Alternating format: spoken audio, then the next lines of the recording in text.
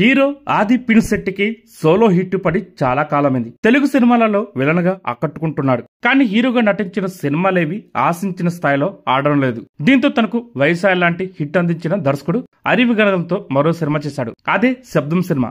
ఈ super natural crime thriller సినిమాలో లక్ష్మీ మీనన్, సిమ్రాన్, లైలా కీలక పాత్ర పోషించారు. ఈ రోజు రిలీజ్ అయిన ఈ సినిమా ఎలాగుందో మన రివ్యూలోకి తెలుసుకుందాం. ఈ సినిమా కథ విషయానికి వస్తే కేరళలోని ఒక మెడికల్ కాలేజీలో విద్యార్థులు వరుసగా ఆత్మహత్య చేసుకుంటుంటారు. శృతి అనే వైద్య విద్యార్థిని అనుమానాస్పద స్థితిలో మరణిస్తుంది. ఈ విద్యార్థుల మరణం వెనుక దెయ్యాలు ఉన్నాయని ప్రచారం జరుగుతుంది. దీంతో కాలేజీ యాజమాన్యం ఆహ్వానం మేరకు ఈ మరణాల వెనుక ఒక మిస్టరీని ఛేదించేందుకు హీరో ఆది పినిశెట్టిని రంగంలో దింపుతుంది.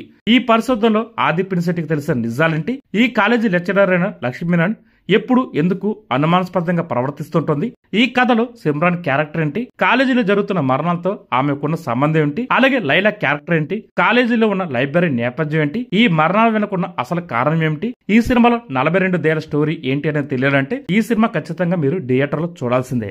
ఈ సినిమా ఎలా ఉందంటే హర్రర్ సినిమాలన్నీ ఒకే ఫార్మాట్ లో సాగుతాయి.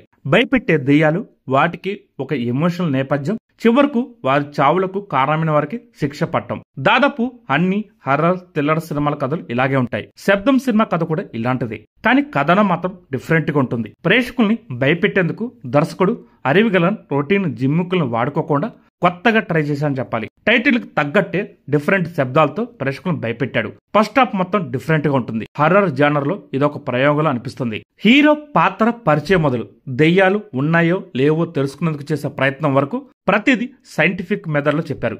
స్క్రీన్ ప్లే చాలా ఇంట్రెస్టింగ్ గా ఉంటుంది. ఏం జరుగుతుందో అని క్యూరియాసిటీ ప్రేక్షకుడు కలుగుతుంది. ఇంటర్వెల్ వరకు కథనం ఆసక్తికరంగా సాగుతుంది. ఇక సెకండ్ హాఫ్ మొత్తం మళ్ళీ రొటీన్ హర్రర్ సినిమాను గుర్తు చేస్తుంది. ఒక్కో ట్విస్ట్ రివీల్ అయ్యే కొద్దీ సాధారణ సినిమాలు చూసిన ఫీలింగ్ కలుగుతుంది. 42 దెయ్యాల నేపథ్యం, వాటి లక్ష్యం తెలిసిన తర్వాత కొన్ని సందేహాలు కలుగుతాయి. కొన్ని చోట్ల లాజిక్ మిస్ అయినట్టు అనిపిస్తుంది. అయితే స్క్రీన్ ప్లే కొంతమేర కొత్తగా అనిపిస్తుంది. ఒక సీన్ లో తెరపై బొమ్మ కనిపించకుండా చేసి కేవలం సౌండ్ తోనే ప్రేక్షకుని భయపెట్టాడు. టెక్నికల్ అంశాలపై కొంత అవగాహన ఉంటే ఈ సినిమా మీకు ఎక్కడా బోరు కొట్టదు. అలాగే నటీనటుల గురించి మాట్లాడుకుంటే వైద్యలింగం పాత్రలో ఆది పినిశెట్టి ఒదిగిపోయాడు. డిఫరెంట్ లుక్ తో తెరపై కొత్తగా కనిపించాడు.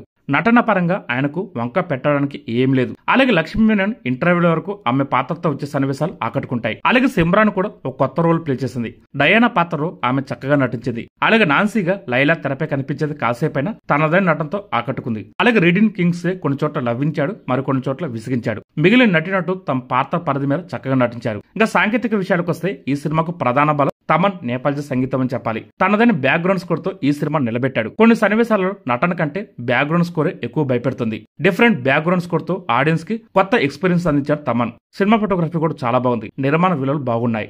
ఫైనల్ గా ఈ సినిమా ఎలాగుందంటే హర్రర్ సినిమాలు ఇష్టపడే వారికి ఖచ్చితంగా నచ్చుతుంది ఈ సినిమా.